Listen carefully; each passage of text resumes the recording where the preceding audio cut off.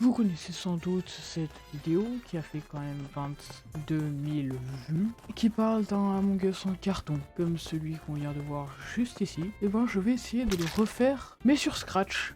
Du coup, je me suis tout de suite lancé sur le premier sprite qui représente le carton, qui est juste là.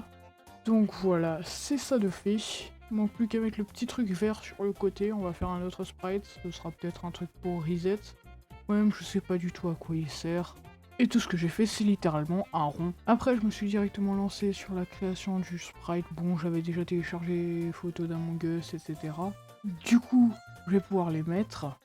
Peut-être qu'à un moment, je rajouterai une option pour changer les couleurs ou pour habiller notre Among Us. Après avoir pris environ 5 minutes pour tout importer, je me suis dit que je vais prendre le jaune banane. C'est vraiment couleur banane. Et ce sera donc lui qu'on contrôlera pour l'instant. Voilà pour l'instant à quoi ça ressemble. Bon, c'est pas très glorieux, mais je vais d'abord positionner les personnages et rajouter un code pour qu'ils puissent aller de droite à gauche. Durant ce court timelapse, je vais vous parler de l'event de Theopic Universe pour Halloween, qui se déroule très bientôt, c'est ce samedi. Désolé pour ceux qui regardent la vidéo après l'event. Du coup, le lien du trailer de l'événement sera en description. Et voilà. En même temps, j'ai pu réfléchir à certaines choses. Par exemple, est-ce que je devrais faire des mises à jour dans le futur? Ensuite, j'ai importé un autre sprite pour représenter celui qui va nous tuer. J'ai déjà une petite idée de comment ça va fonctionner. Déjà, on a l'Among Us qui est en haut et qui va descendre constamment. Et il va être en arrière-plan, du coup, le carton, il sera au-dessus. Comme ça, on le verra sortir du carton et aller en bas, dans le carton. Et dès qu'il touche le bord, il se retéléporte à l'endroit où il était.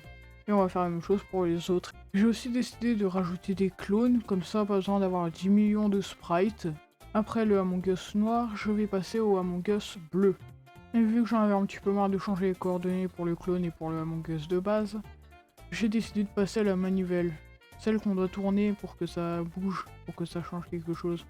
Bon là du coup ce sera les touches du clavier, mais elle bougera quand même la manivelle pour ajouter un petit peu de vie, disons. Et cette manivelle, elle m'a causé beaucoup de problèmes. J'ai passé 30 minutes dessus. Réellement, j'ai galéré. D'abord j'ai commencé par voir si je pouvais l'orienter. Bah à chaque fois ça marchait que d'un seul côté. Alors j'ai décidé de changer de sprite à chaque fois qu'il fait le même truc. C'est le même code, c'est juste qu'il changeait de sprite. Et ça fonctionnait pas. Du coup, j'ai totalement rechangé le code. Et en fait, le problème, c'est parce que j'utilisais des si non. Fallait juste mettre un si ce n'est pas les deux costumes qui sont utilisés, bah c'est le costume du milieu où il y a rien. Juste après, j'ai trouvé ça un petit peu vide vu que c'était blanc, du coup j'ai fait le sprite du chemin. Bien sûr, il est pas animé parce que flemme, c'est tout. Mais au moins, ça rajoute un tout petit peu plus de vie. J'ai aussi implémenté une sorte de mort, parce que ça sert à rien si le jeu on peut pas mourir dedans. Et du coup, pour l'instant, j'ai bien dit pour l'instant, le jeu se coupe, il se passe plus rien, il s'éteint en fait. Tous les programmes sont désactivés quand on meurt. Voilà le résultat pour l'instant du jeu. Et quand on y repense, il est vachement ressemblant en fait. Du coup, j'ai fait mes recherches. Au départ, je suis parti sur un truc d'Among Us quand il meurt, comme si un Among Us tuait un autre. Sauf qu'après, j'ai revu l'image, et c'est l'image de quelqu'un qui tombe dans la lave dans Polius. Du coup, bah, je suis parti sur cette image-là. Par contre, il y avait deux trucs qui me gênaient, et c'était le KineMaster et le petit truc logo de jeu. Et pendant le montage, je me suis rendu compte que j'étais totalement stupide parce que juste en bas, il y avait les images. Et du coup, ça a été une énorme perte de temps.